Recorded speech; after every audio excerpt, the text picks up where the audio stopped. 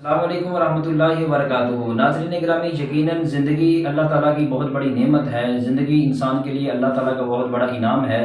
ज़िंदगी और मौत अल्लाह ताला के दायरा इख्तियार में है, और इंसान को अल्लाह ताला ने ज़िंदगी दी और इंसान को ज़िंदगी की बहुत सारी नेमतें अता की, तो यकीनन इंसान को इस ज़िंदगी की कदर करनी चाहिए। यही वजह है कि अल्लाह ताला ने कुरान मजीद फुरकान हमीद के अंदर भी और हज़रत नबी अकरम सल्लल्लाहु अलैहि वसल्लम ने एक इंसानी जान की हिफाजत के लिए जा बजा हुक्म दिया है। इस ज़िंदगी को ज़ाया करने, तलफ करने यानी सुसाइड करने, खुदकुशी करने से इस्लाम ने सख्ती के साथ मना किया है।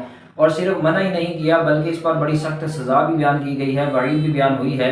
जैसा कि सूरह अन-निसा की आयत नंबर 129 और 130 और इसी तरह सूरह अल-बकरा की आयत नंबर 195 में इंसानी जान के तलफ करने यानी खुदकुशी करने, सुसाइड करने से सख्ती के साथ मना किया गया है और इस पर सज़ा भी बयान हुई है। बदकिस्मती से आज के ज़माने में दर्जनों नहीं बल्कि सैकड़ों वाक़यात ऐसे होते हैं कि जिनमें अच्छे खासे हंसते बसते घराने के लोग सुसाइड कर लेते हैं, खुदकुशी कर लेते हैं और अपनी जान से हाथ धो बैठते हैं। ऐसा ही एक वाक़या शहर बिहाड़ी में भी वकूअ पज़ीर हुआ। नाज़रीन ग्रामी, इस तरह के बेशुमार वाक़यात रोज़ाना की बुनियाद पर वकूअ पज़ीर होते हैं।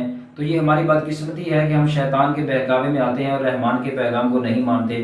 तो आज की इस मुख्तसर सी वीडियो में हम पैगाम ये देना चाहते हैं कि खुदारा हमें ज़िंदगी का सामना करना चाहिए, ज़िंदगी के हालात का सामना करना चाहिए, ज़िंदगी के आने वाले क्राइसिस और ज़िंदगी में आने वाली परेशानियों का हमें बड़े खुले दिल के साथ, हौसले के साथ और तहम्मुल और बर्दाश्त के साथ सामना करना चाहिए।